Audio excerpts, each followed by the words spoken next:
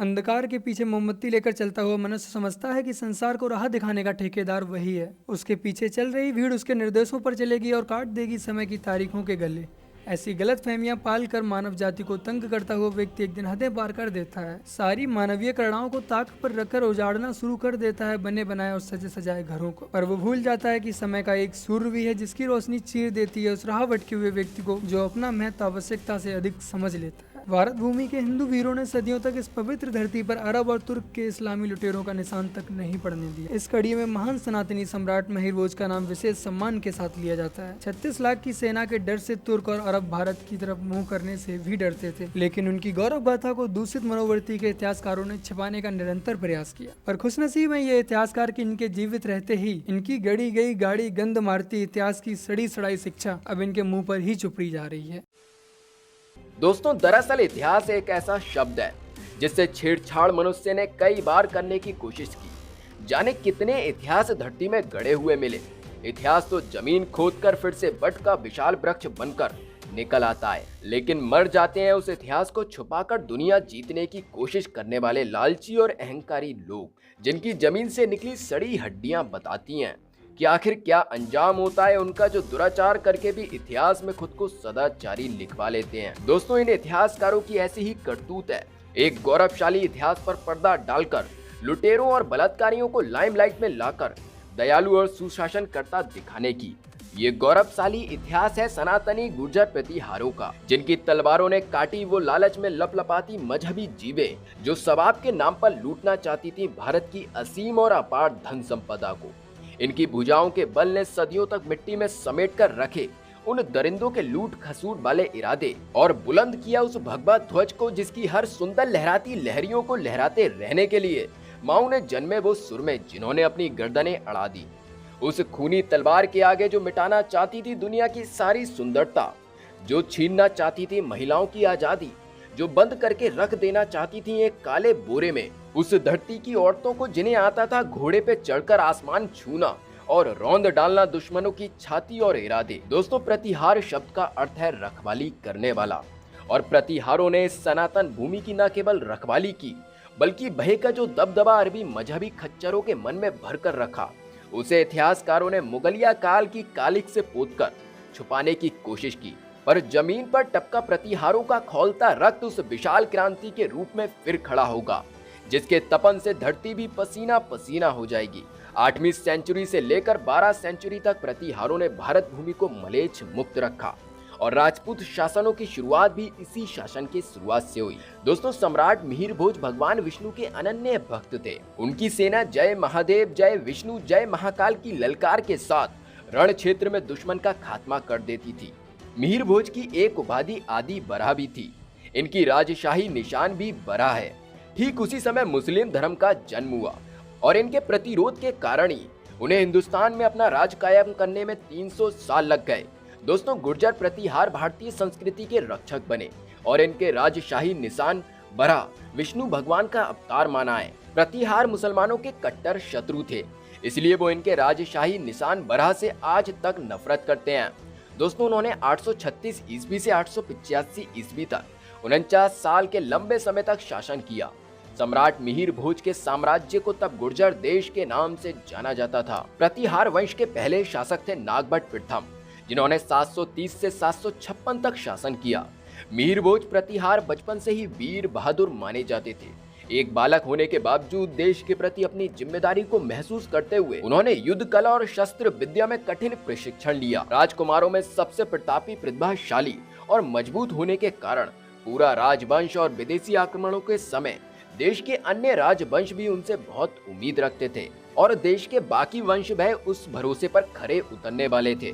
मिहिर भोज उस दौर में राजा बने जब इस्लामी कट्टरपंथी अक्सर भारत की धरती पर कब्जा करने के इरादे से हमले करते थे।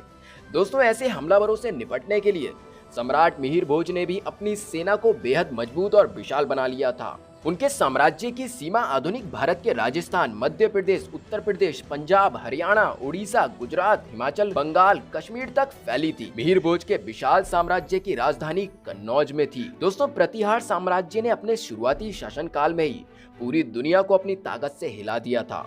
इनके साम्राज्य का क्षेत्रफल लगभग 20 लाख किलोमीटर स्क्वायर माइल्स था। इनका शासनकाल 6वीं शताब्दी से 10वीं शताब्दी तक रहा। प्रतिहारों ने अरबों से 300 वर्ष तक लगभग 200 से ज्यादा युद्ध किए, जिसका परिणाम है कि हम आज यहाँ सुरक्षित हैं। प्रतिहारों ने अपनी वीरता, शौर्य, कला का प्रदर्शन कर सभी को आश्चर्यचकित किया है। भारत देश हमेशा ही प्रतिहारों का ऋणी रहेगा। उनके अद्भुत शौर्य और पराक्रम का जो उन्होंने अपनी मातृभूमि के लिए न्यौछावर किया है। प्रतिहार साम्राज्य ने दसियों, डकैतों, अरबों, हूणों, कुषाणों, खजरों, इराकी, मंगोलों, तुर्कों से देश को बचाए रखा और देश की स्वतंत्रता पर आंच नहीं आने दी। दोस्तों, मिहिर भोज बेहद प्रजा पालक थे। मिहिर भोज के सक्षम शासन तले एक ऐसा साम्राज्य स्थापित हुआ जहां प्रजा खुश थी, अत्याचारियों को दंडित किया जाता था, व्यापार और कृषि को खूब बढ़ावा दिया जा रहा था। राजधानी कन्नौज में 7 किले और 10,000 मंदिर थे। दोस्तों, सम्राट मिहिर भोज प्रतिहार महान के सिक्के पर 12 भगवान की छवि चिन्हित थी, जिन्हें की भगवान विष्णु के अवतार के तौर पर माना जाता है। इनके पूर्वज सम्राट नागभट्ट प्रथम ने स्थायी सेना संगठित कर उसको नगद वेतन देने की जो प्रथा चलाई, वो इस समय में और भी पक्की हो गई और प्रतिहार साम्राज्य की महान सेना खड़ी हो गई।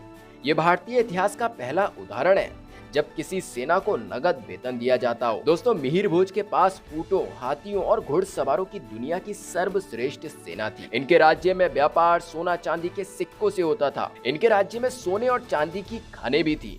भोज ने सर्वप्रथम कन्नौज राज्य की व्यवस्था को चुस्त दुरुस्त किया।